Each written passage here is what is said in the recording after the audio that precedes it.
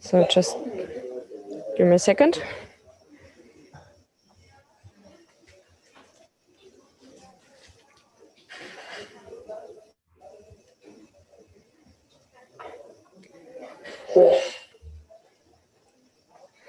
Okay, so now we are live.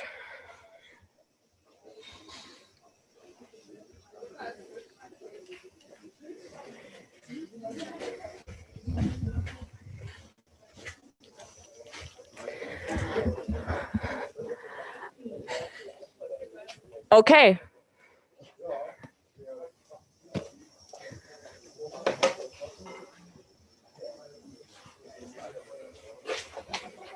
Still seems like, I don't know about having PowerPoint on an outdoor amphitheater, but okay. Okay, so einen wunderschönen guten Morgen und ein herzliches Hallo. Liebe Grüße gehen raus ans Internet, denn wir sind gerade live auf YouTube. Also ihr könnt jetzt gerne noch Kolleginnen und Kollegen, Freunde und Freunde einladen, live zuzuschauen bei unserem Workers Brunch mit Jane.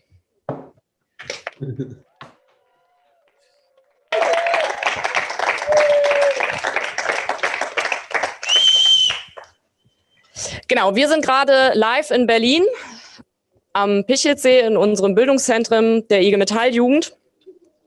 Und wir sind schon seit Freitag hier. Wir machen nämlich unseren Sommerkongress passend zu unserer Kampagne Organize. Und genau, von daher macht einfach nochmal richtig Lärm. Zeigt, dass ihr da seid. Wo ist die IG Metall-Jugend?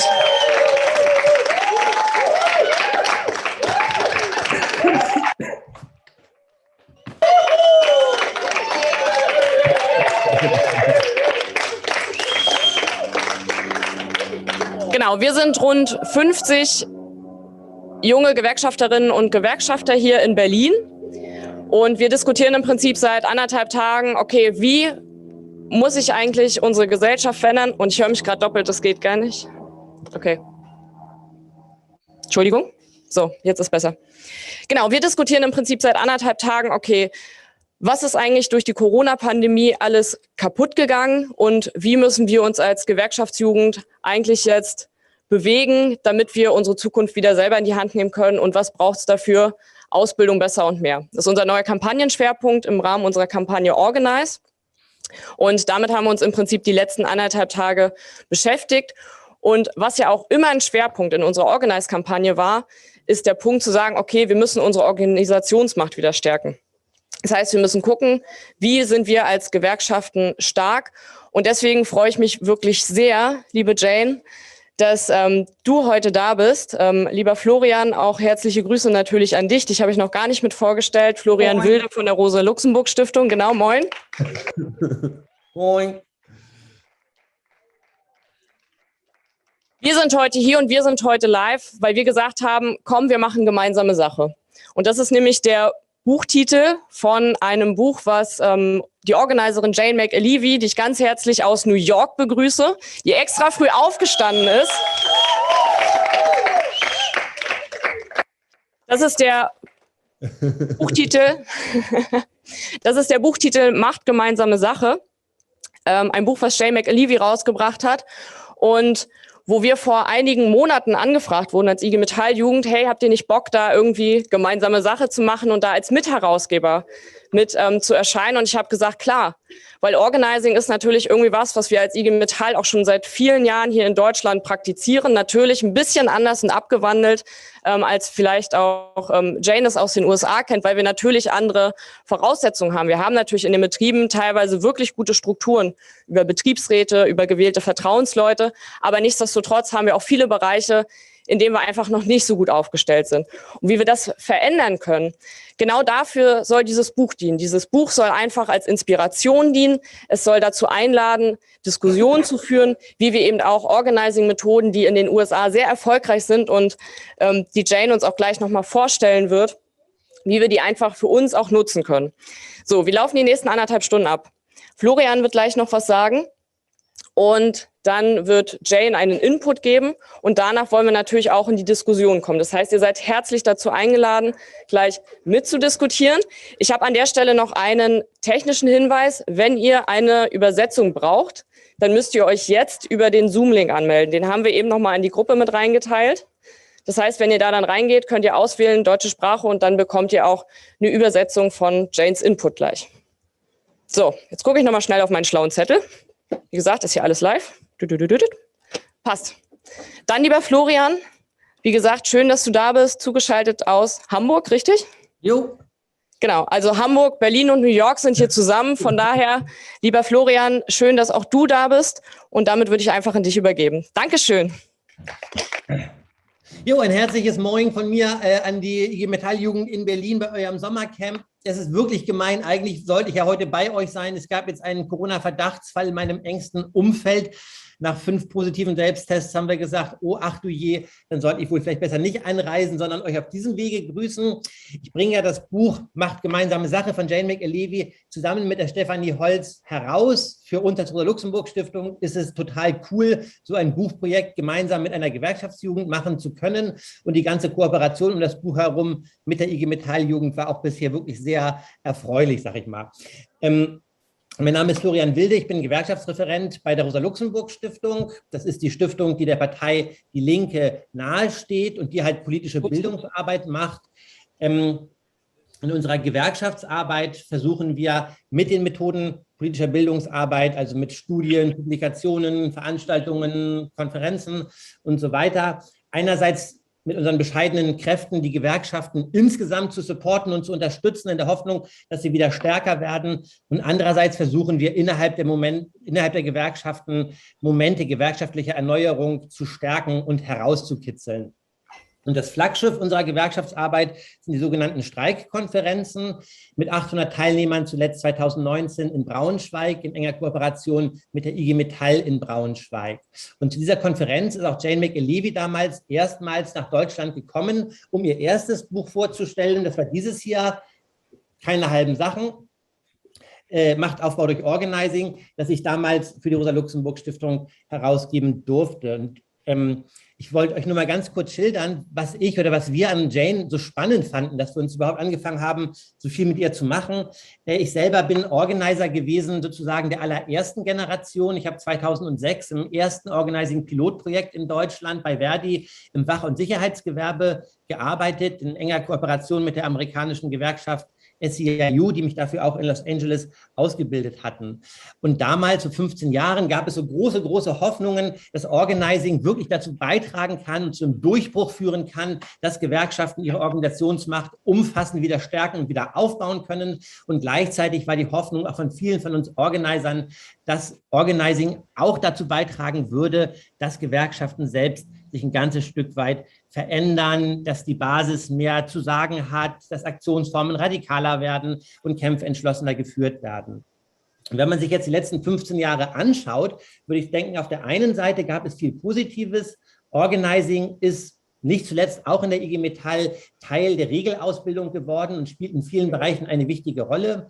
Auf der anderen Seite haben sich manche unserer großen damaligen Hoffnungen nicht so recht erfüllt. Die Gewerkschaften sind immer noch nicht so richtig aus ihrer Defensive herausgekommen und grundsätzlich verändert so sehr haben sie sich so richtig auch nicht. Und ich habe mich lange gefragt, woran das wohl liegen könnte. Und da war für mich Janes erstes Buch ein richtiger Augenöffner, weil was Jane da argumentiert, ist zu sagen, dass das, was uns in Deutschland als Organizing bekannt geworden ist, eigentlich eine Form des Mobilizing ist, also Mobilisierungsformen, die gar nicht wirklich auf nachhaltigen Aufbau betrieblicher Gegenmacht abzielen, wohingegen Jane Methoden eines sogenannten Deep Organizing vorschlägt.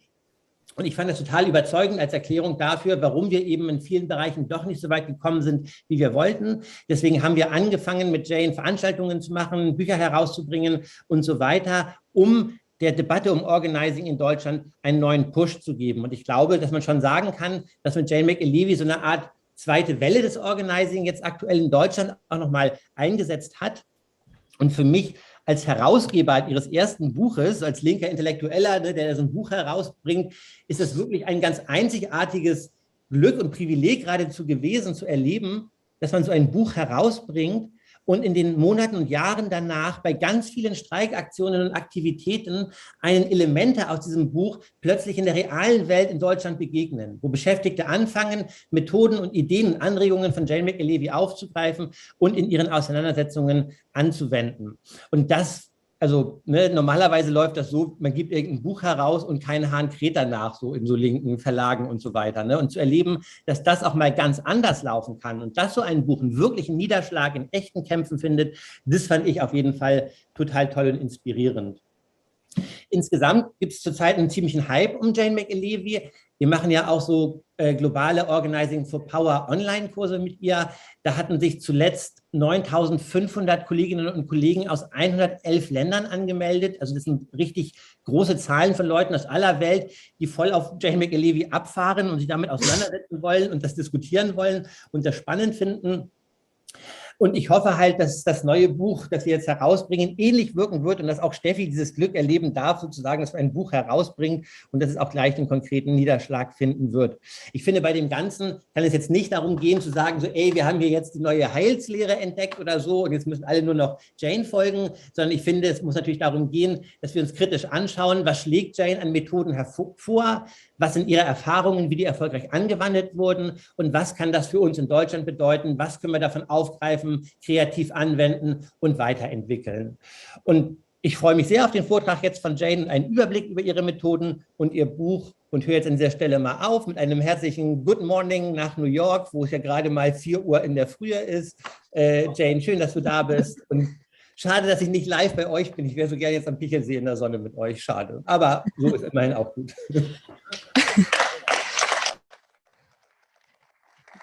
Ja, danke schön, Florian. Und genau, wir schnappen uns gleich nochmal eine Kleinigkeit zu essen, weil wie gesagt, wir machen hier sonntags vormittags einfach mal so ein Workers Brunch. Das ist mal ein komplett neues Format und wir versuchen das einfach mal aus.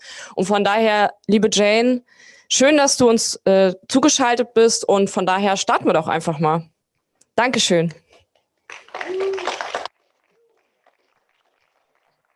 Well, good morning to everybody. I am incredibly excited to see you very far away from me on the screen. And I wish I was also there with you. Of course, the pandemic has been challenging many of our efforts at figuring out how to gather, including all of you, I'm sure, in your own country. So it's great to be here. I can't think of a better place to be for several reasons. The first is that the new book is in fact written aimed at, like the purpose of the new book is actually aimed at your generation.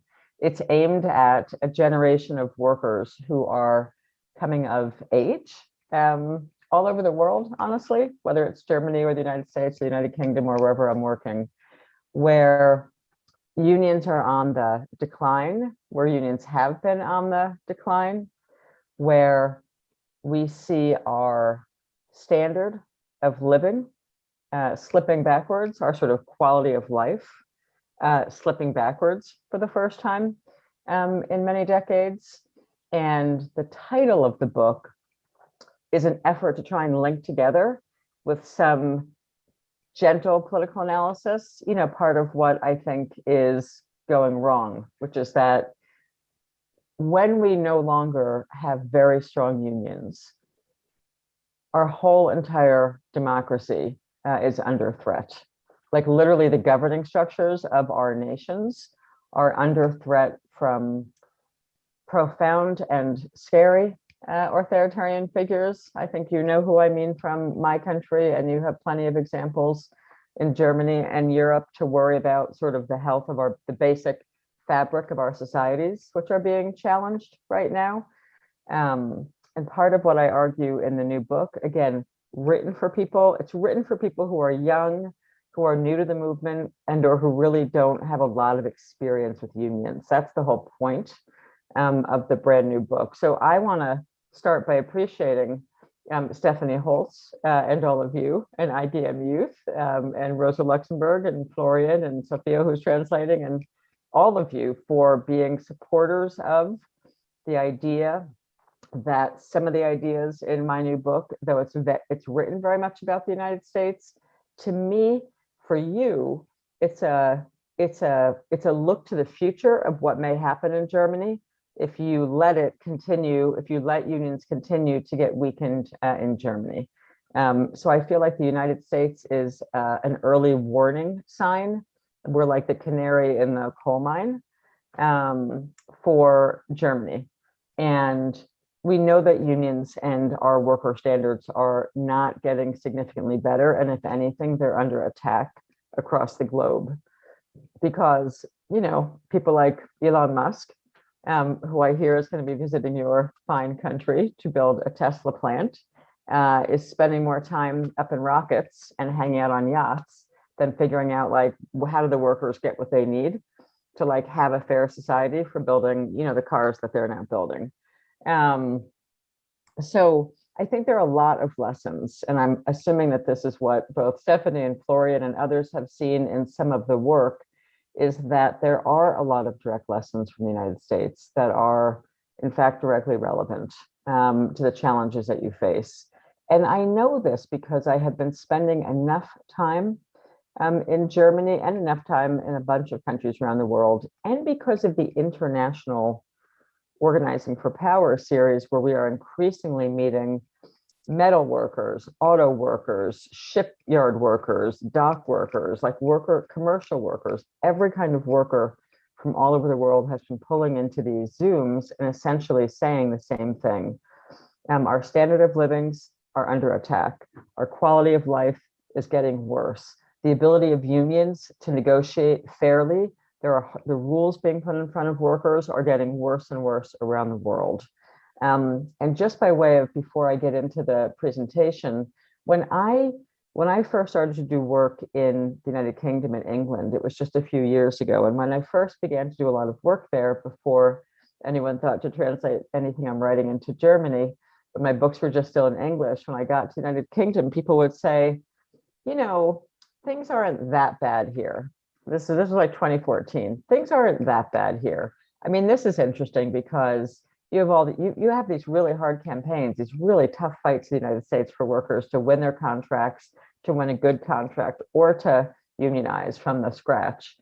And I would say the United Kingdom, that to the workers all over the United Kingdom, unions I was working with there, it feels like things are getting a little bit tougher over here to me. And then in 2016, the law was passed mandating what was called the anti-union trade union bill in 2016 was passed in the United Kingdom that mandated, for example, that in order to even have a credible strike vote, a balloting for a strike in the United Kingdom, a new national law was passed that said no less than 50% of all the workers had to participate in the vote. Not 50% of all members, but 50% of all the workers have to participate in the ballot to even have it be considered a legal strike ballot. So that's just down the road from you, you know, in the United Kingdom.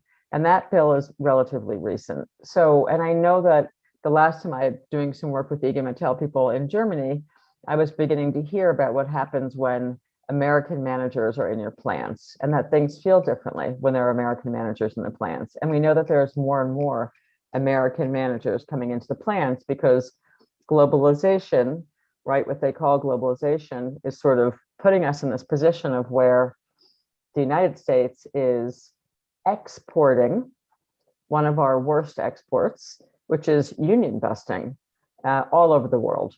And as there's more and more globalization, there's more and more union busting, US style.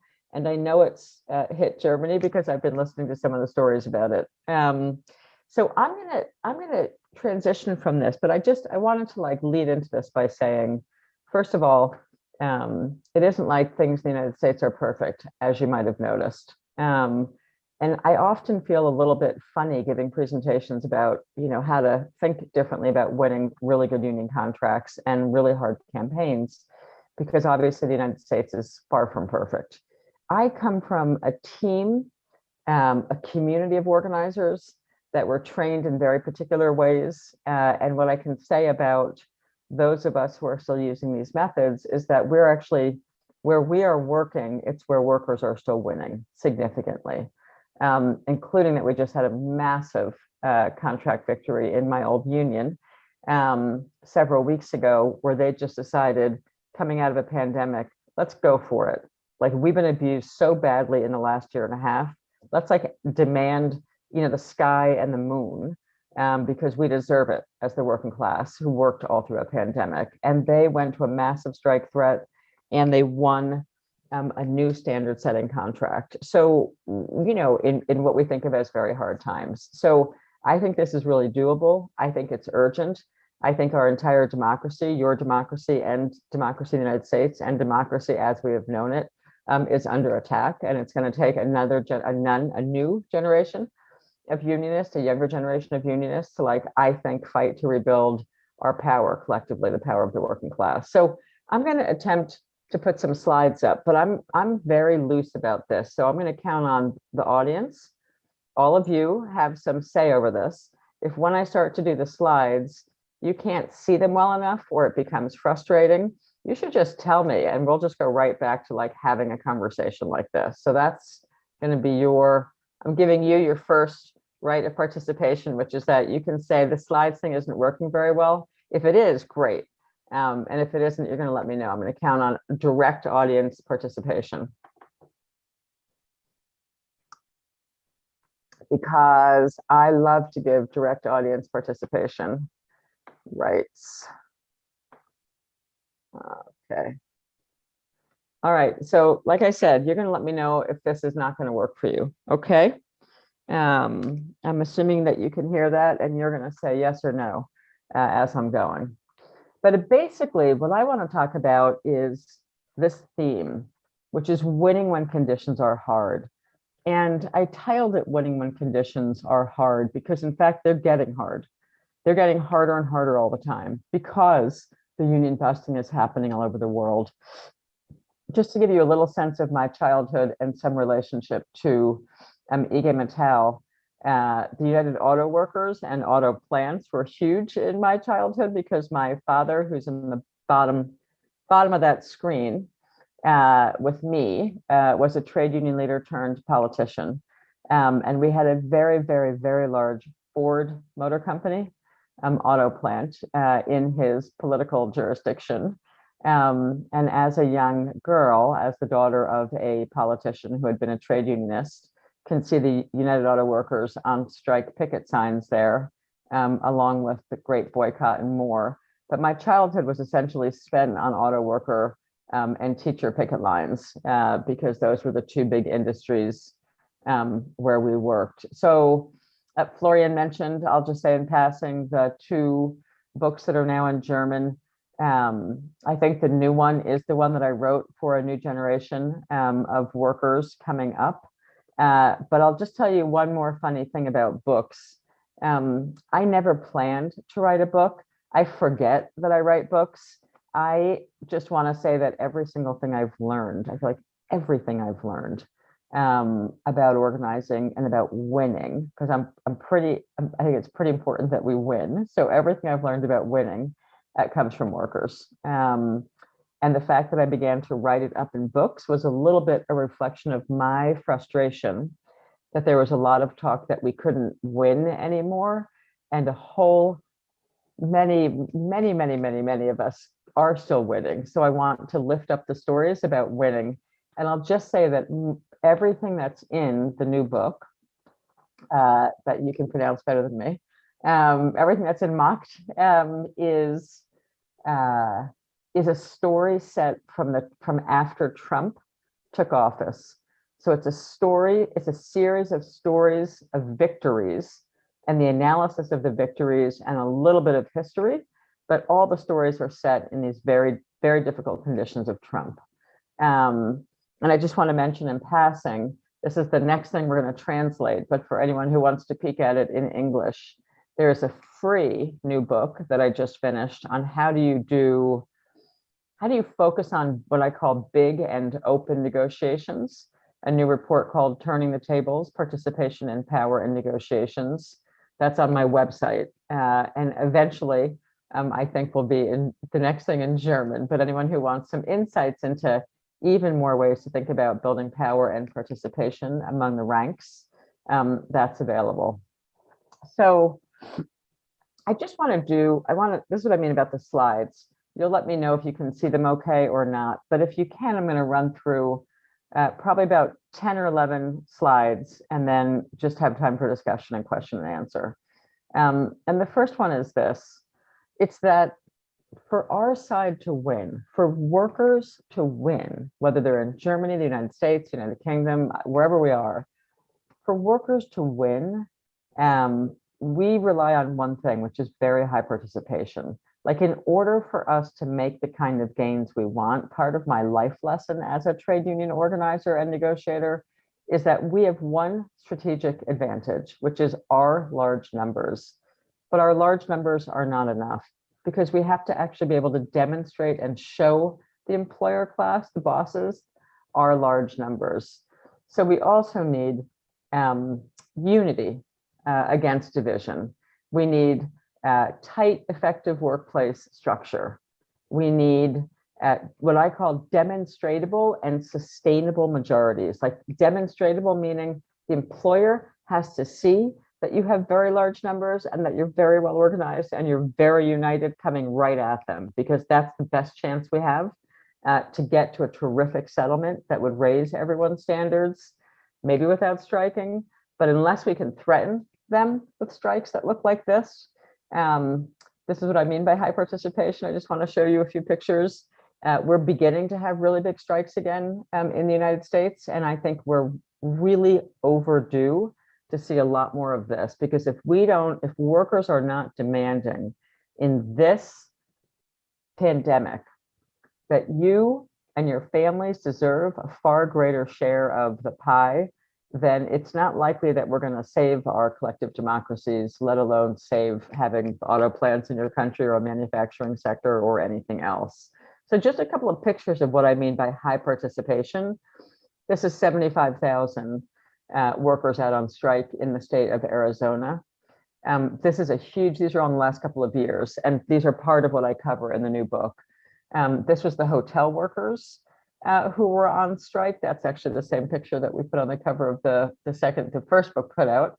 But this is a beautiful picture of the Marriott hotel workers, very militant strike across 7 states and 11 cities in the United States. And this, of course, is a giant strike by the teachers in Los Angeles. The pictures I'm showing you are strikes where there was 100% worker participation, meaning 100% of all the workers walked off the job.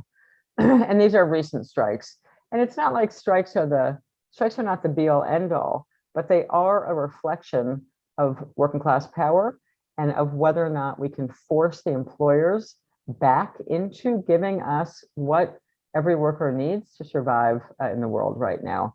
So I want to run through what we call the 5 core concepts. I'm going to do a few slides with words, back to pictures, and then just time for some discussion. So what I call the 5 core concepts of, like, how do you build the kind of union that can level the standards between the former East and the West, that can make sure that everybody, a new generation coming up, is getting the same great contracts as the generations of the 1960s, 1970s, and 1980s, the last century. And I'm going to argue a few things, just a few concepts. One, there's a concept called structure versus self-selecting. And I hope you have good coffee, strong coffee right now. But it's a concept called structure versus self-selecting. The second is a concept called leaders versus activists. And all of these concepts play out as stories in the new book. I'm storytelling about workers winning all through the Trump years. But I'm going to illustrate these concepts for you this morning. The next one is majorities versus minorities, by which I mean like a majority, or what I call a super majority of workers are united and ready to demand that which you deserve. Then there's something that we're not going to touch much on today, but I'll show you a picture or two of what I call whole worker organizing, which is recognizing that you and all of your families have other needs that are economic and material and real in society, like the ability to buy a house, the ability to rent your home, the ability to afford a home, clean water, clean air, no floods, by the way, right? I mean, the flooding in Germany, the fires going on United States, the flooding going on in NRV, it's just heartbreaking. So we know that there's a set of other issues we have to tackle in our society, but we can't do that until our workplaces are strong again and our unions are strong. And what I call organizing in a structure-based environment, which is a workplace, right? And I'll explain that concept in a minute, with what we call an organic leader focus. Like there's something called the natural leaders, the organic leaders in all workplaces. In my workplace, right? I mean, I'm a member of a trade union, of course, as well. So wherever we are, there are some workers who hold the respect of their colleagues in a way that can help carry workers through a fear campaign. And I just want to mention both Tesla and Amazon frequently when I say this, because you've got US style employers coming into Germany, and they're fighting with US style tactics. So understanding what happens in US style campaigns, again, is going to become more and more important. So part of what I believe is that the concept of organizing is about waking up in the morning and having a plan to talk to the workers who are not talking to you, who do not come to our conferences, who are not at EGM's youth camp, who don't talk to us in the break rooms, and who are not naturally talking to us. A lot of what organizing centers our belief in is being sure that we are spending most of our time talking with workers in the workplace who are not talking with us. Like that's the first rule of thumb of how do we win. And I just want to say a word about structure versus self-selecting before I move back to basically pictures to show you some concepts. So by structure, I mean a place where people come together, where you don't come together because you're best friends, and you don't come together because you already agree on everything politically in society. And one of those classic places in our countries is the workplace. You come together because you got a job and the boss hired you. The only thing that you share with your coworkers when you first start working someplace is that you need a job. So we call that a structure-based environment. It could also be your school, if you have a house of faith, it could be where you live, your neighborhood, a housing complex, etc. But the best workplace for how we learn to make alliances with other people who are not like us is the workplace. So for you to imagine organizing to like 95% unity and 95% demonstratable movement by the workers, the workplace structure is the best place in society to create like a mini workshop on how do we build a better democracy. Because in a workplace, the only thing everyone shares is the boss. You may make good friends at work. We hope you make good friends at work, right? I have made some good friends in my current workplace. So it's nice to make good friends, but that's not why I work where I work. I work where I work because I'm not rich and I need a job, right? So that's what we mean by a structured environment. And then a self-selecting environment is like activist work, climate and environmental march, Occupy Wall Street, like things where people show up because they already agree with each other. That's a much smaller proportion of all of our societies, and why trade unions and why the future of having a strong trade union movement again is so important to our society, because it's in the workplace that we have to like engage with and entangle ourselves with people who don't have the same thoughts we have every day. And we have a chance to really build mini democracy, industrial democracy. And build majority and supermajority support. So that's why, I grew up in a trade union family. I've done a lot of kinds of organizing and activism, but I'm sticking with trade unions for the rest of my life because it's where we build our power. So now this is where I'm hoping you can see the slides fine. I'm counting on the fact that you can, since I'm still going in this format, but there's no more words now. We've just got some more images. But I want to show you, I want to illustrate the concepts I was just describing quickly. So what you're looking at here, and this is an example from a hospital, just because that's the most recent campaign I ran, but you should know that I've organized all kinds of different workers in the United States, but I've mostly been organizing with hospital workers.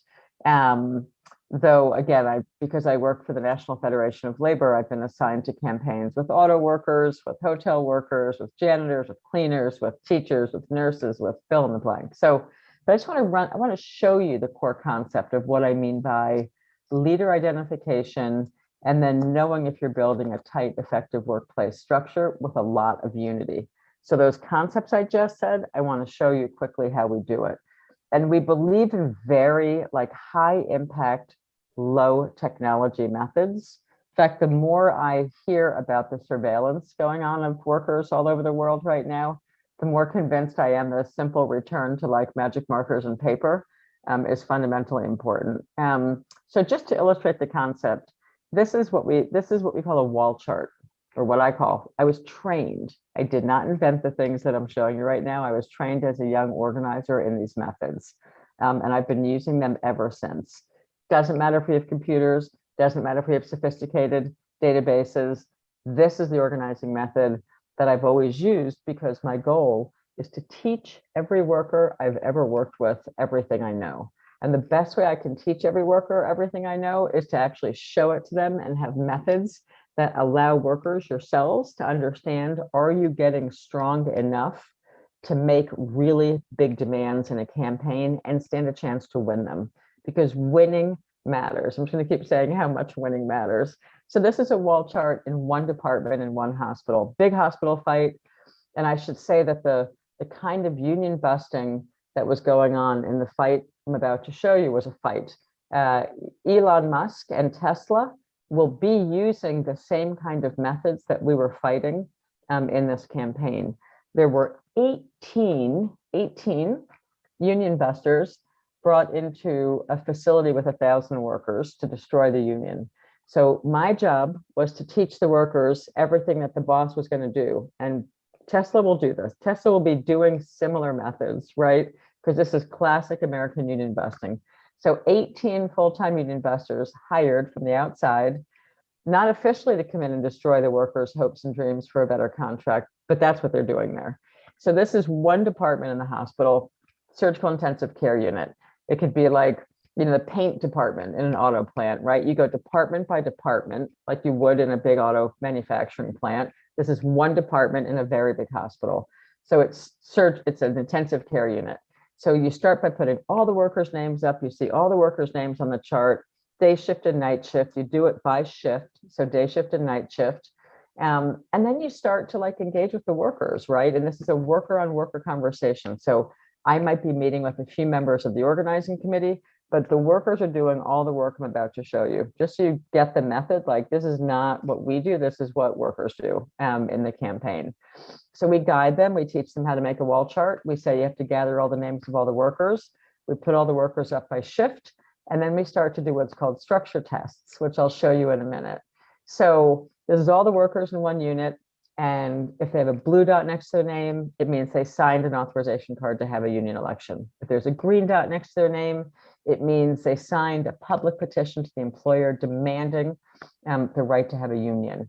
If there's a red dot next to their name, it means they signed a public petition demanding that the boss get to the bargaining table and start negotiating, because the boss was fighting, even going to negotiations, right? So each line and color on there means something in the campaign, and it's the workers doing this work, and it's the workers putting the dots up and owning their charts, team by team or unit by unit.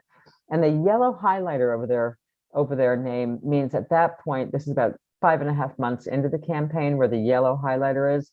At that point, they're finally ready to actually begin to pay dues to the union. So this is about 5.5 months of a campaign, a recent campaign with a serious union buster who will be like Tesla.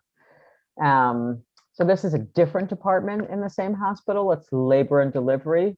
It could be like you're going from battery to wheels or tires or something, right, in your workplaces, but unit by unit. We have to understand worker strength unit by unit is the concept, team by team. So this is labor and delivery. And if you look at it, part of why I love the method is because you can see right away, very easy to see, big differences between that unit, where almost every worker is taking part in almost every activity, and this unit, where it's kind of uneven, it's kind of messy. Not every worker is engaging in every structure test. It's very uneven. And we use this because you can see, if you're in a big meeting and all the workers are putting up all their team wall charts, you can see right away, this unit's in good shape. This unit's okay. How about this unit? Now we get to the big problem. This unit, this picture is at the same time. And in this department, nothing is happening, right? Like literally nothing is going on. Because in this very big unit called telemetry, there's actually literally nothing happening because their union investors are in here, and because the leader in that unit is running anti-union. So I want to say that again. The leader of the workers in this unit, the leader of the workers, is leading the anti-union campaign. If you look at the bottom of it, you'll see one worker that has 3 dots across it. There's one worker in that whole unit who had done anything contributing to the campaign.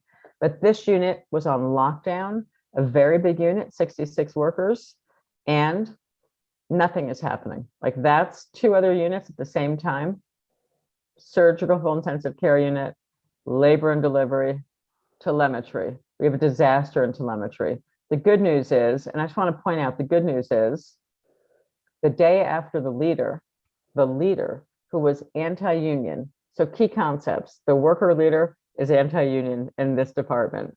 This is Tower 5. So this is her unit. The day she flips and becomes pro-union, that happens in 2 hours. She signs up every single worker, every one of her coworkers, in less than 2 hours for the union, the worker leader, because she is the worker leader. And when she finally realizes she's on the wrong side, she can do in 2 hours. She came in early before her shift, signed up everyone on the night shift, then signed up the whole day shift.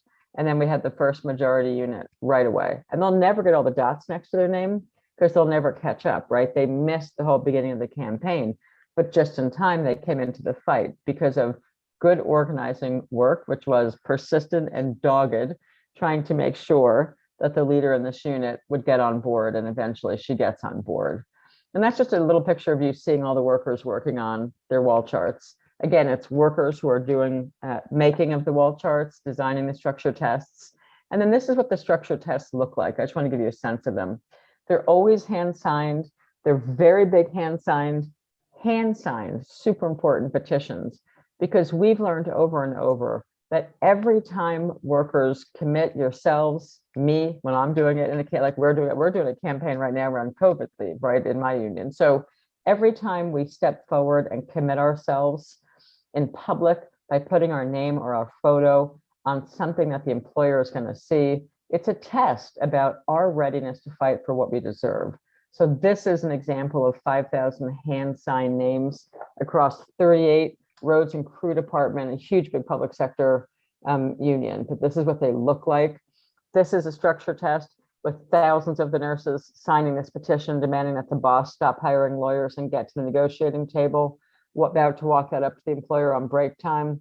And so I say structure test this method of wall charting with workers leading it, and then constantly engaging in what we call majority structure tests until a majority. This is how we get to know a majority of workers are ready to go on strike and win the kind of contract that you and every one of us deserves.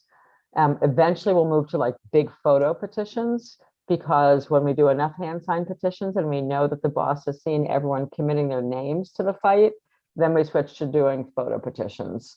And then something I practice, which again, I made reference to in the beginning, but I was trained as a negotiator who leads what's called very, very big negotiations. I bring hundreds and hundreds of workers, if not thousands, into the negotiations process with me. I consider that a type of structure test.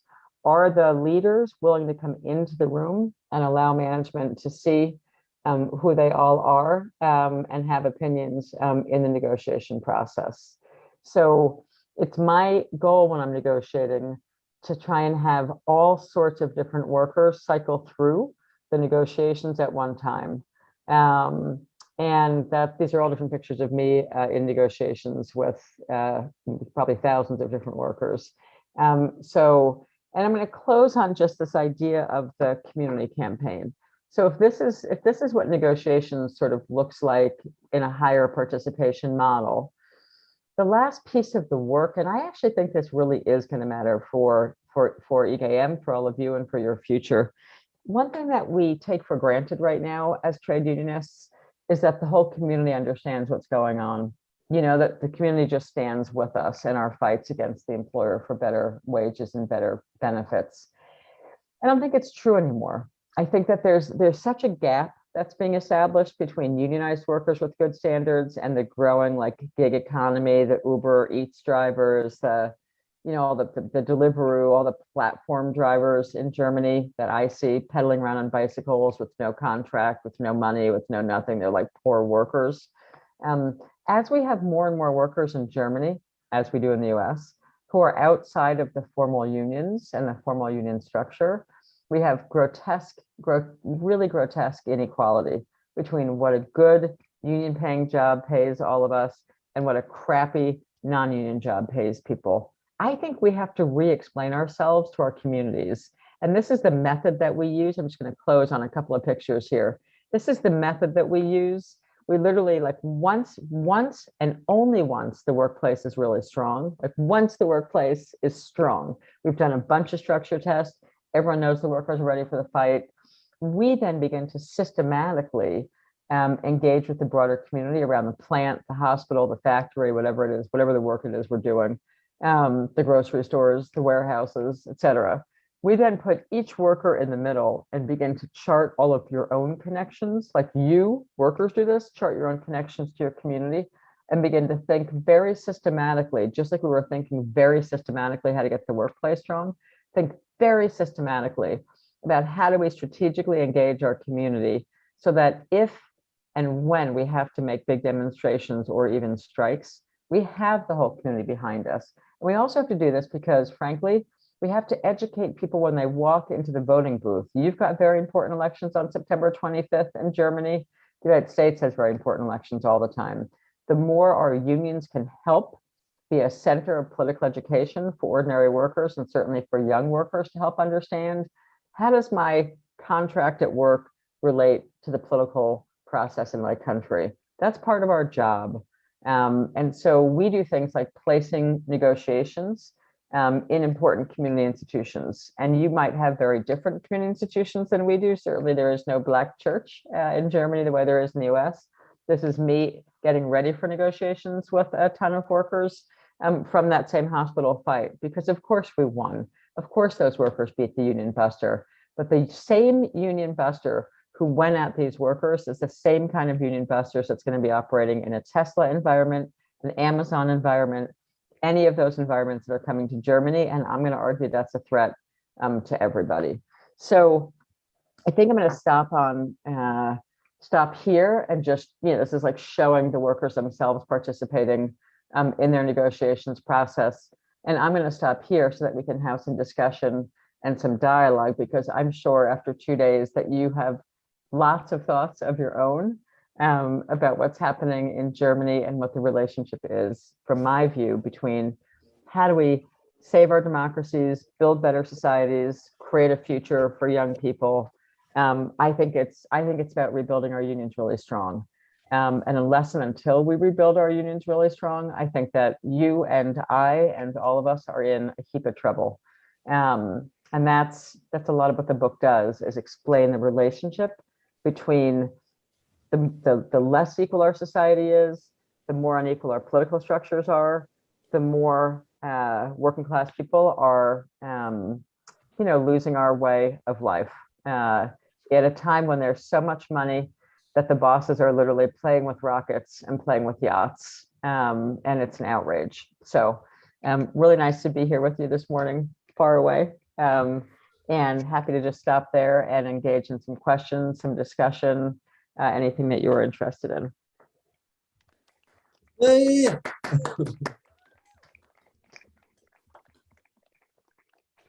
Ja, vielen, muss ich wieder kurzer Technikwechsel. Ja, vielen herzlichen Dank, liebe Jane, für deinen sehr inspirierenden Vortrag. Und ich würde es gar nicht lange hinauszögern. Wir haben gestern schon sehr viel auch diskutiert in den unterschiedlichen Workshops rund um das Thema, okay, wie können wir beispielsweise auch, ich sag mal wieder so eine Verteilungsfrage einfach stellen. Also wie schaffen wir das eigentlich als Gewerkschaften, aber natürlich auch als Bürgerinnen und Bürger dieses Landes, bei diesem Gedanken würde ich jetzt einfach gerne in die Diskussion reingehen und dabei folgende Frage stellen. Zum einen habt ihr vielleicht schon vor Ort Organizing-Erfahrung? Habt ihr selber schon mal Organizing so richtig systematisch auch gemacht? Vielleicht auch mit so einem Mapping oder ähnliches? Ich meine, wir organisieren als IG Metall natürlich jedes Jahr im Herbst um die 20.000 junge Kolleginnen und Kollegen im Ausbildungsstart. Da machen wir das schon sehr, sehr gezielt. Aber nichtsdestotrotz, habt ihr vielleicht selber schon irgendwo Erfahrungen auch gemacht im Bereich Organizing? Oder habt ihr vielleicht auch Nachfragen zu dem, was jetzt Jane vorgestellt hat?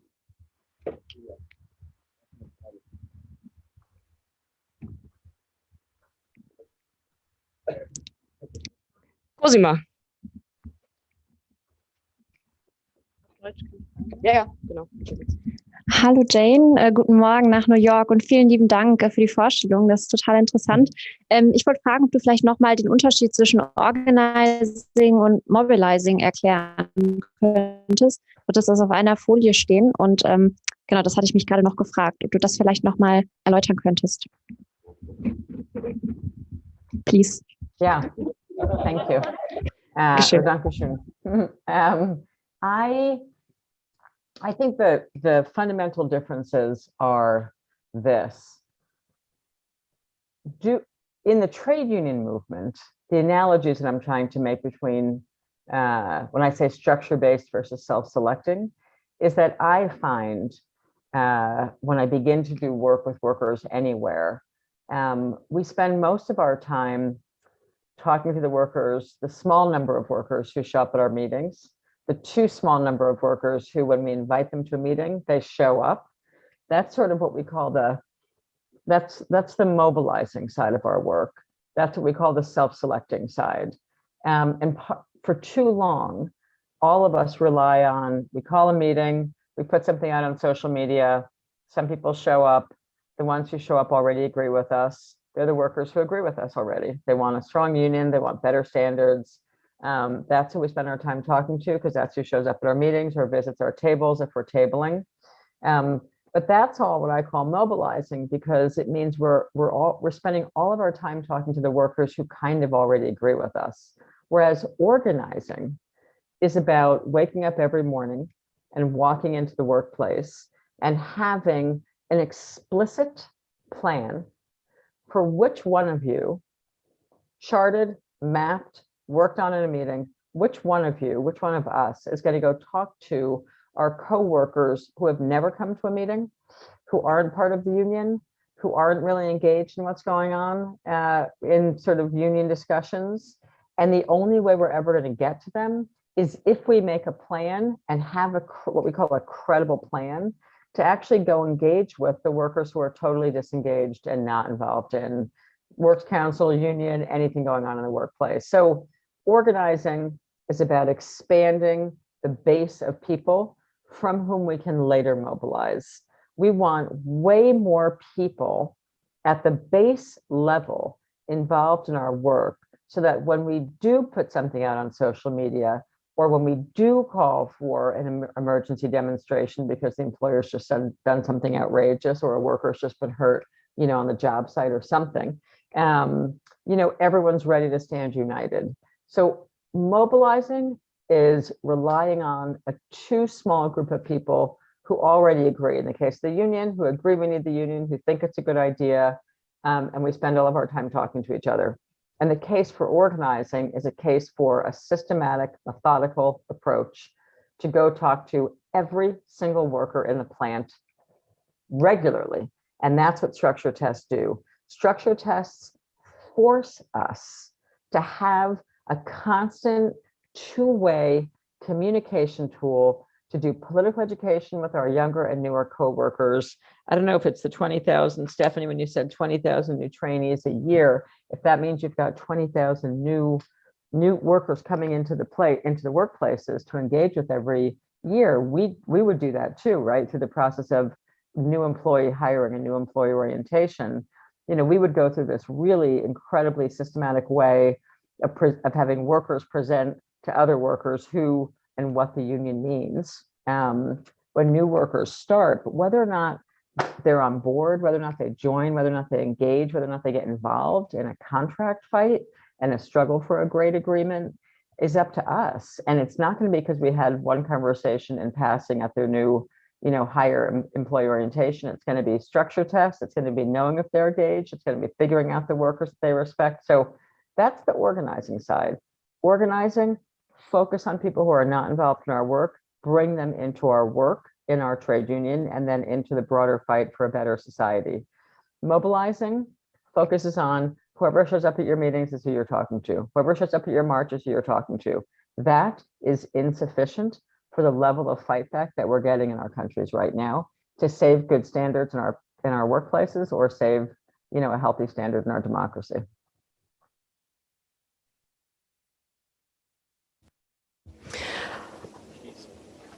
Okay, vielen lieben Dank, Jane. Cosima, danke für deine Frage. Gibt es weitere Fragen oder Anmerkungen? Oder was denkt ihr? Das, was Jane vorgestellt hat, könnt ihr euch vorstellen, das auch in unserer täglichen Gewerkschaftsarbeit zu praktizieren? So ein konkretes Mapping zu machen? Oder macht ihr das vielleicht auch sogar schon? Ja, da höre ich ein Wort, ja. War das der gewerkschaftliche Betriebsplan, der da gerade durchkam?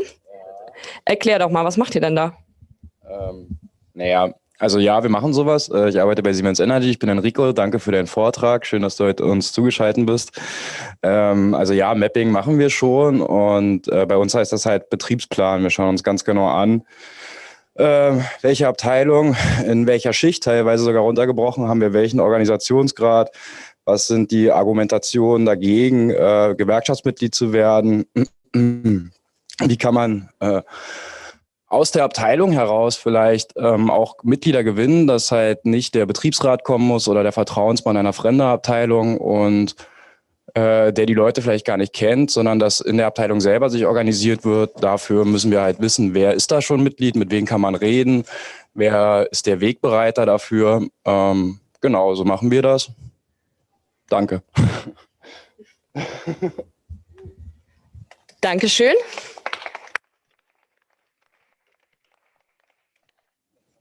Can I ask a question of, I think it was Enrique? Is the great work that you're doing in Siemens, is it a list that just some people look at, or do you use like sort of the public wall charting method, or how are ordinary workers in the Siemens plant engaged in that process? Is it like big and public, or is it like some people have a list? It's different. Something, also es ist sehr unterschiedlich. Manche Sachen entscheiden wir halt oder werden vorgegeben und andere Sachen diskutieren wir halt mit den Kollegen vor Ort. Also bei uns steht gerade ein großer Stellenabbau an, der Arbeitsplatz ist akut gefährdet und da gibt es ja unterschiedliche Herangehensweisen, wie man das Problem lösen könnte. Manche denken, mein Job ist sicher und wäre vielleicht sogar sicherer, wenn der ein oder andere faule Kollege weg ist. Oder dass man sich halt doch an den Tisch setzt und überlegt, wie kann ein Sozialtarifvertrag aussehen? Geben wir auch irgendeine Leistung, arbeiten wir jetzt 1-2 Jahre lang 1 Stunde gratis und dann gucken wir, wie die wirtschaftliche Lage sich entwickelt hat. Und da machen wir eine basisdemokratische Diskussion dazu, klar. Und wenn das dann in die Verhandlungen reingeht, spiegeln wir das auch immer wieder mit den Kollegen. Was sind die Zwischenstände? Seid ihr damit zufrieden? Wäre das ein Ergebnis, womit wir rausgehen können? Und ja, also ganz aktuell, das passiert gerade. Wir kriegen kein Ergebnis hin, wo wir sagen, ja, das könnten wir einer Mehrheit im Betrieb verkaufen oder das spiegelt die Meinung einer Mehrheit im Betrieb. Und da sind wir natürlich auf die Basis angewiesen und deswegen binden wir die auch in den Diskussionsprozess mit ein. Weil das wird ja dann wieder rund, die Sache, was du auch gesagt hast. Wir brauchen die Leute auf der Straße und nur wenn sie sich beteiligen, kommen sie auf die Straße. Ja. War das die Frage? Ach so. Nee, also das kommt auch drauf an. Du hast gefragt, ob die Prozente öffentlich sind, die Listen, ne? Also das kommt drauf an. Wenn wir jemanden zum Beispiel überzeugen wollen in einer Abteilung, die sehr schwach organisiert ist, dann kommunizieren wir das auch ziemlich offen. Aber also, weil es bringt ja nichts, da hinterm Berg zu halten und zu sagen, ja, wir sind stark und in Wahrheit sind wir gar nicht stark, sondern man muss ihn ja oder sie überzeugen, dann auch mitzumachen. Und ja, da ist die Liste auch in gewissem Grad öffentlich. Aber das ist halt unsere Entscheidung, wann wir unsere Kampfkraft preisgeben. Aber also, ne, es ist ja ein Austarieren. Der Arbeitgeber muss ich nicht unbedingt sagen, dass ich gerade schwach bin in einem bestimmten Bereich, wenn der das gar nicht weiß. War das jetzt die Frage? Ja. Okay. Dankeschön. Gibt's weitere Beiträge? Oder sagt ihr vielleicht auch, okay, das ist irgendwie ganz nett, was vorgestellt wurde, aber das können wir eigentlich bei uns gar nicht so anwenden, weil wir vielleicht andere Voraussetzungen haben. Dann auch gerne raus damit. Ich hätte noch die Frage, ob du eine Meinung dazu hast, wie es ist, wenn man andere Unternehmen unterstützen möchte. Also wenn ich jetzt selber stark in meinem Betrieb organisiert bin und auch die Arbeiter sehr vertreten, wofür wir kämpfen wollen, wie schaffe ich es, in einem anderen Betrieb vielleicht zu helfen, dass wir das da auch hinbekommen, wenn ich eigentlich gar nicht so viel Kontakt mit denen habe. Ob du da Ideen hast oder Erfahrungen hast, wie man da am besten mit umgeht. Yeah. Yes, I have a lot of work for you to do in the United States. Can you jump on a plane? No, I'm kidding. but yes, many people would need you. No, I'm kidding. But in all of our countries, I think it's a great question, because in all of our countries, we have some strong facilities, weaker facilities, strong departments, weaker departments. And the question of how, if you're in a strong facility or a strong unit in a strong facility, right? If you're in a strong unit in a facility, then you can help make sure that the other units or wards or teams are equally strong. But if your whole plant or your whole workplace is in really good shape, then you become the most important people to communicate when someone like Elon Musk, I just keep saying his name because I know he's coming, his video is coming to you soon, and it's an ugly video. So, you know, when you're dealing with non-union plants, the most effective people to communicate with people who are going to be approaching a tough campaign to unionize, or a tough campaign to try and win a really good contract, the best communicators are you and people who have a strong union in a strong facility. So we'll sometimes do, if it's the other side of Germany, let's say one department in your plant is very strong, and that same department in a plant, you know, halfway across Germany is very weak in an important campaign. We'll start to do FaceTime, Zoom, phone banking, phone meetings. If we can't get you there face to face, to yourself come in and say, I work in the following plant. You know, my plant is in the following state, the following city. We've got a terrific union contract. Here's how it works in our factory. I want to tell you about why it works so well.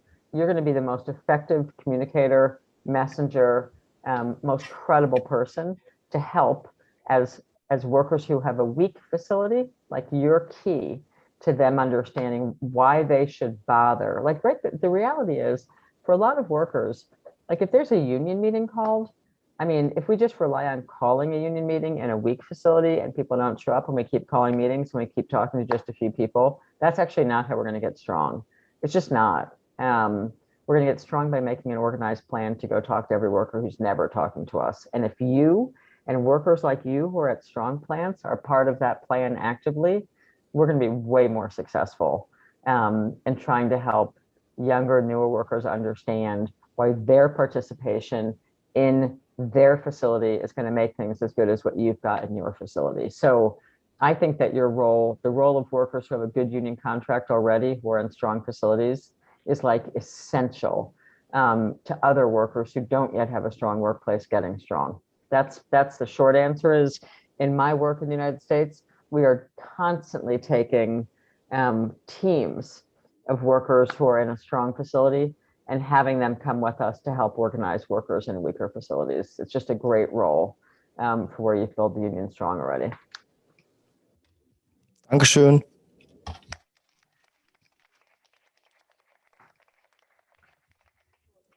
Dankeschön. Gibt es noch weitere Rückmeldungen? Oder Florian, willst du dich auch vielleicht nochmal mit einklinken? Vielleicht gegen Ende hin. Erst nochmal die Teilnehmer vielleicht, ne? Aber ich kann zum Schluss auch gerne nochmal was sagen. Jo. Okay. Habt ihr weitere Diskussionsbeiträge? Nachfragen? Ihr habt jetzt die Chance. Waren eigentlich von euch Leute bei dem Online-Kurs mit dabei? Ja, einmal die Hand heben. Okay, habt ihr vielleicht... Aha. okay, super. Hi Jane, ich bin Lukas, danke für deinen Vortrag. Und ja, ich hätte so eine Frage in Bezug auf die Unterscheidung zwischen USA und Deutschland, ja, weil ich glaube, so wie ich das so die letzten Jahre mitbekommen habe, gibt es ja auch aus der deutschen Gewerkschafter-Szene dann so ein bisschen die Kritik oder zumindest die Anmerkungen, okay, das ist ja alles schön und gut, was du da machst, Jane, aber in Deutschland ist das ja eher als bisschen anders mit den industriellen Beziehungen und wir als Gewerkschaften sind ja nochmal anders aufgestellt. Und da ist jetzt zum Beispiel in Bezug auf dein Konzept dieser Supermehrheiten, hätte ich halt die Frage, also, dass du ja sagst, um überhaupt dann einen Streik zu machen, benötigt man dann im entscheidenden Strukturtest das Wissen darüber, dass irgendwie circa 90% oder halt sehr, sehr viele Menschen dann dann auch wirklich streiken werden. Ja. Und das ist natürlich dann in Deutschland so, sagen ja auch viele Kollegen, ja, das brauchen wir ja eigentlich gar nicht. Ja. Wir können auch mit 50% Streikbeteiligung gute Erfolge feiern. Und da so nach dem Motto, dann ist halt die Kritik, okay, ja, da übertreibst du vielleicht ein bisschen, so nach dem Motto. Und genau, ich würde halt gern wissen, was du darauf antworten würdest, ja, oder ob es wirklich so viele Unterschiede gibt zwischen Deutschland und USA und ob das relevant ist.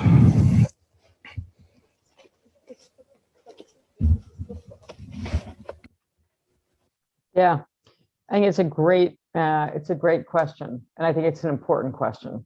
And I think a few things. One is, again, it's not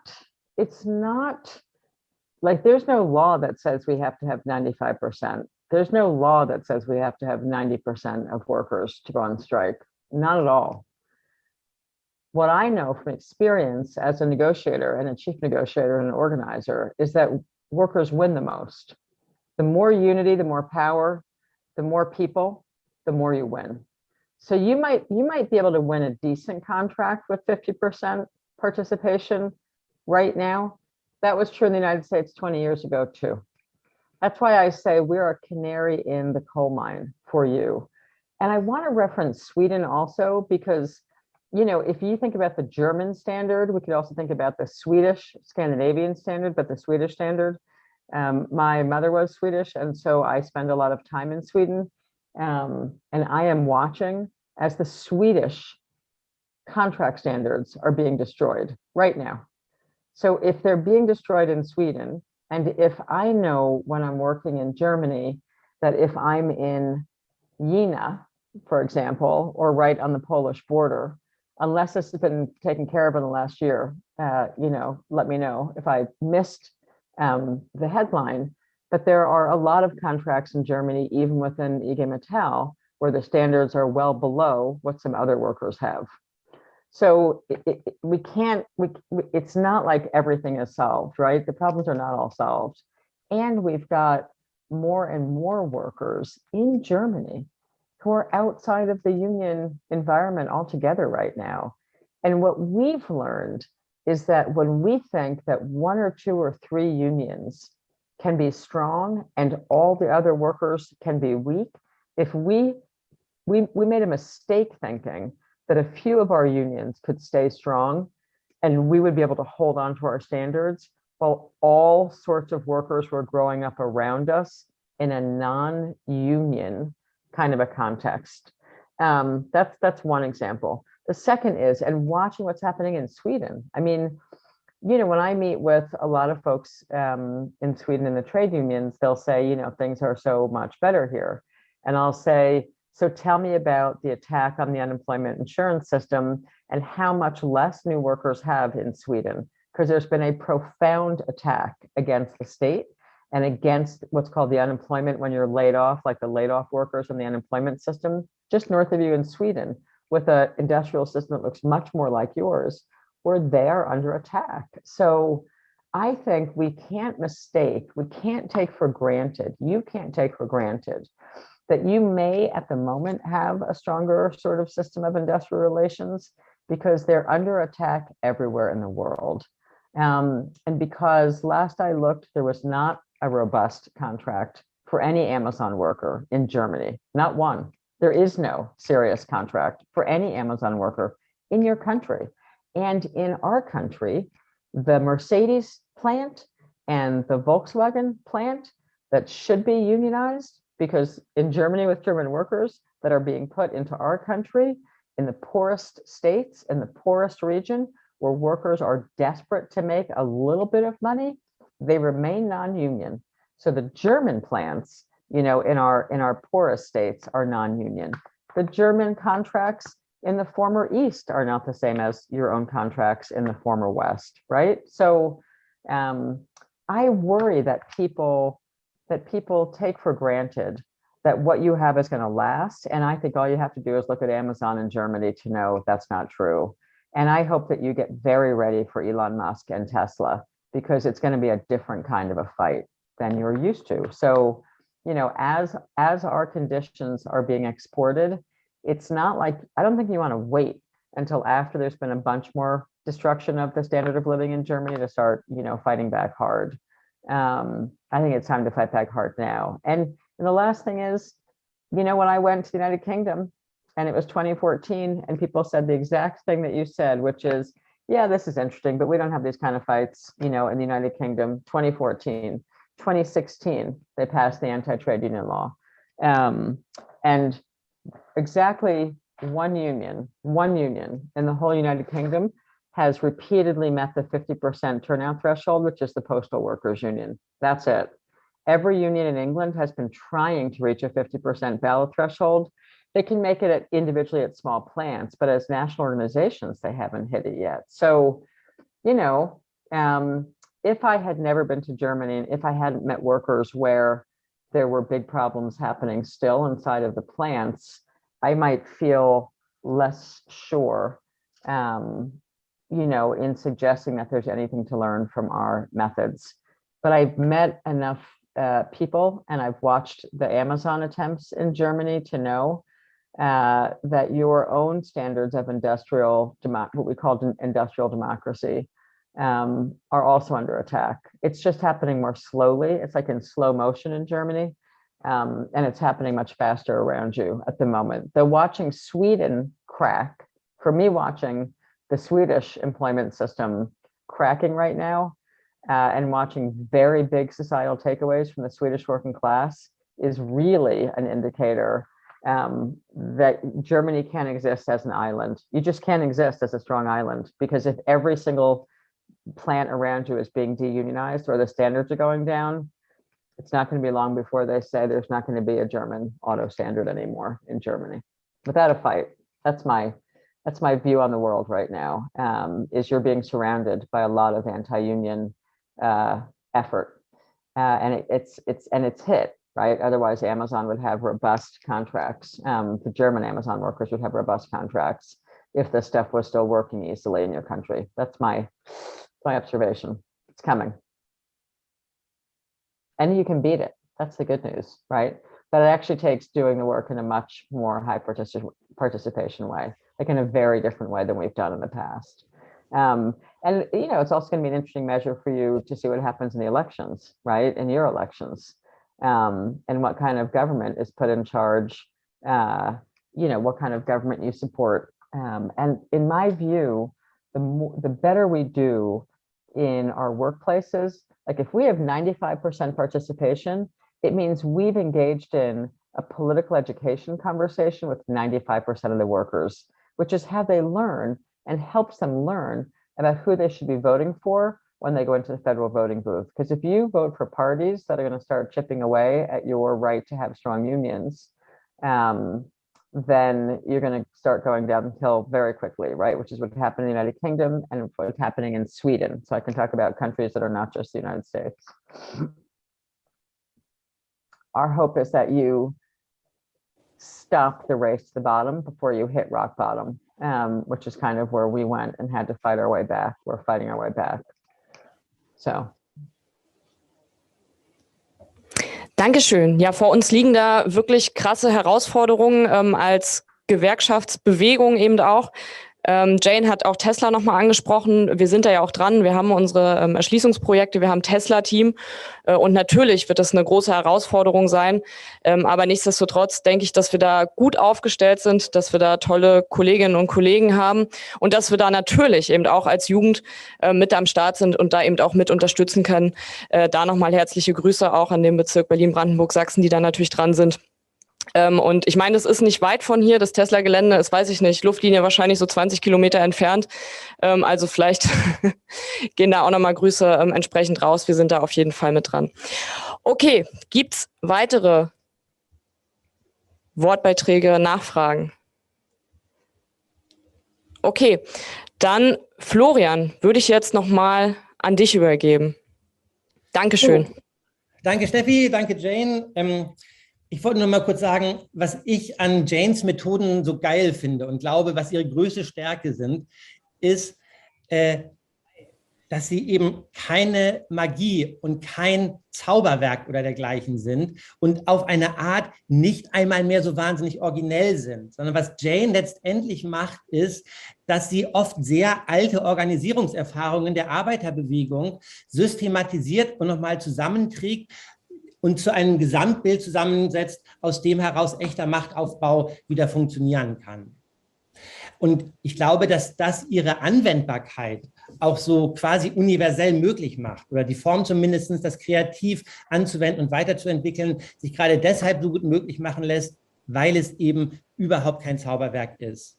Und viele ihrer Vorschläge, finde ich, sind ja auch absolut logisch, wenn man darüber nachdenkt. Also, dass wir bei Tarifverhandlungen umso stärker dastehen, je mehr Arbeiterinnen und Arbeiter wir unmittelbar in den Verhandlungsprozess einbeziehen, ist ja total naheliegender Gedanke. Oder, dass wir auch das Umfeld der Beschäftigten organisieren müssen, die Community mit einbeziehen müssen, um Kämpfe zu gewinnen, ist ja ein eigentlich sehr, sehr naheliegender Gedanke, wenn man überlegt, wie können wir möglichst viel Kampfgewicht mit in die Waagschale bringen und werfen. Und ich glaube, die Auseinandersetzung in Deutschland, wo bisher am stärksten mit Janes Methoden gearbeitet wird und wo man sich am meisten anschauen kann, was man davon auch für sich selber vielleicht übernehmen möchte, ist, glaube ich, die aktuelle Krankenhausbewegung in Berlin. Wo es ja so ist, dass die großen Krankenhäuser Charité und Vivantes gemeinsam in eine Auseinandersetzung ziehen, aber eben nicht nur die Krankenhäuser, sondern auch die outgesourcten Töchter. Was so ein Grundgedanke von Jane ist, zu sagen, ey, wir müssen diese ganzen Spaltungen überwinden und wir müssen gemeinsam in den Kampf ziehen, die Kernbelegschaften genauso wie die prekären und outgesourcten am Rande. Oder diese Idee, dass die Krankenhausbeschäftigten in Berlin ein 100-Tage-Ultimatum an den Senat stellen, ganz deutlich inspiriert von Janes Buch und der Geschichte aus Philadelphia, wo die Krankenhausbeschäftigten die Convention der Demokratischen Partei benutzt haben, als einen Moment, um ihrem Kampf sozusagen zum Erfolg zu verhelfen. Und in Berlin diese Idee, ein Ultimatum zu stellen an den Senat mit der Drohung, ey, wenn ihr nicht zustimmt, werden wir mitten im Wahlkampf, Abgeordnetenhaus und Bundestagswahlkampf, die Bombe platzen lassen und Europas größte Krankenhäuser in einen Vollstreik führen, finde ich, ist eine absolut fantastische, aber auch sehr naheliegende Idee, wie können wir möglichst viel Druck erzeugen. Oder auch, dass es gelungen ist, dass dieses Ultimatum an den Senat unterschrieben wurde von 8.700 Berliner Krankenhausbeschäftigten, die namentlich darunter stehen und dem Senat dieses Ultimatum stellen. Und 8.700 Leute zusammenzukriegen, das haben sie halt geschafft, eben mit Methoden einer Organic Leadership Identification, dass sie sich in allen Teams angeschaut haben, wer sind hier die Führungspersonen unter den Beschäftigten, wen müssen wir für die Gewerkschaftsarbeit gewinnen, um dann die Unterschriften von allen heranzuziehen. Oder auch die Idee, die Tarifverhandlungen zu demokratisieren, wo sie in dieser Krankenhausbewegung in allen Teams Delegierte gewählt haben, die die Tarifkommission unterstützen und beraten sollen. Und 650 dieser gewählten, in den Teams, auf den Stationen gewählten Delegierten sind neulich in einem großen Stadion in Berlin zusammengekommen, um gemeinsam über die Auseinandersetzung zu diskutieren. Und ich finde, das zeigt so ein bisschen, was man alles mit diesen Methoden, die Jane vorschlägt, machen kann. Und meine Hoffnung wäre halt, dass sich auch im IG Metall-Bereich dann noch viele Möglichkeiten finden werden, da, wie gesagt, nicht schematisch das zu übernehmen, sondern es als Inspiration zu benutzen, als Erinnerung daran, wie sieht eigentlich systematischer Aufbau von Gegenmacht aus und das dann kreativ in unserer Arbeit anzuwenden. Genau, ich hoffe, dass wir noch viele solche Beispiele in nächster Zeit erleben werden. Dankeschön.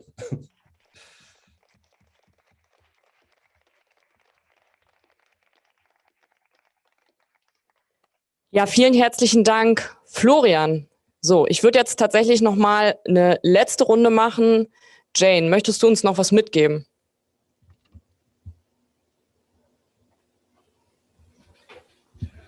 Yeah, win.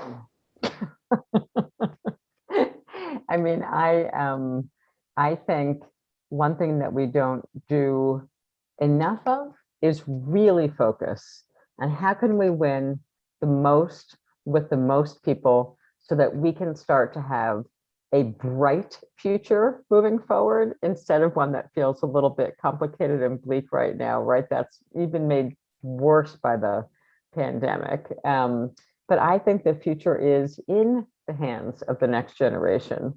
And I think people like me are trying very hard to share our lessons because globalization is making this stuff kind of globalized in terms of the challenges that we're facing. I mean, I was literally, boarding a plane out of Germany because I couldn't get into Sweden, by the way, because of the pandemic, right? When just before the flooding began in NRV, which was so tragic. And then landing back in the United States where there was huge fires burning and we can't breathe because we're in a massive drought and it's so tragic. And, we know that there's a lot we have to fix. You have to fix, we have to fix.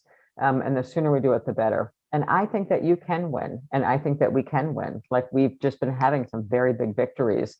We just need to get them nationalized and globalized. And we can't do that without Germany, and the Germans can't do it without us. So I think workers can win. I believe we can win.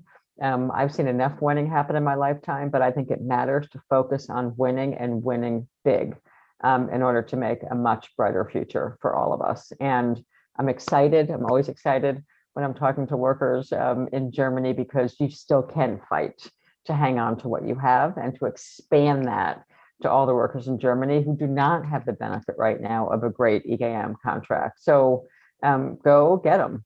And I look forward to hearing more and more stories about it and hope to meet you all sometime face to face in Germany. Thank you.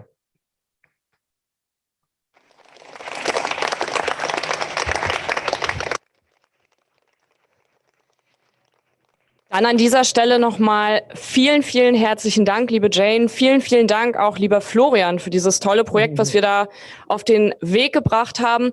Das Ganze kann ja heute auch irgendwie nur der Anfang sein, der Start von der Diskussion, die wir auf jeden Fall führen müssen, die wir als Gewerkschaftsjugend führen müssen und die wir als Gewerkschaft natürlich auch generell führen müssen. Nämlich, wie schaffen wir es, dass auch in 50, 60 Jahren wir noch eine gute Gewerkschaft einfach haben. Ich meine, viele von euch stehen gerade am Anfang auch noch im Berufsleben.